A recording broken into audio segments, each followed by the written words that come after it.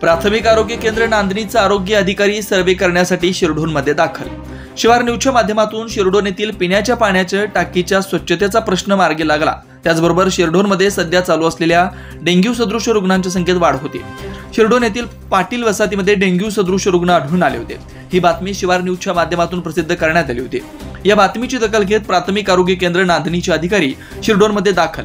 प्राथमिक आरोग्य केंद्र नांदणी व आरोग्य सहाय्यक Umesh Gurav, Sharad college of nursing Yadrav तसेच आरोग्य उपकेंद्र शिरढोण यांच्या माध्यमातून शिरढोण गावात पावसाळा सुरुवात कीटकजन्य रोगाबद्दल प्रतिबंधक उपाययोजना म्हणून गावात घरोघरी कंटेनर सर्वे घेऊन दूषित कंटेनरमध्ये एबेटिंग करण्यात आली व कंटेनर रिकामे करण्यात आले। कीटकजन्य आजाराबाबत आरोग्य शिक्षण देण्यात आलं। यावेळी मलेरिया आरोग्य सहाय्यक उमेश गुरव, आरोग्य सेवक अश्विन चव्हाण, आरोग्य सेविका दीपाली ढाले, सर्व आशा सेविका व शरद कॉलेज ऑफ नर्सिंग यड्रावचे नर्सेस उपस्थित होते।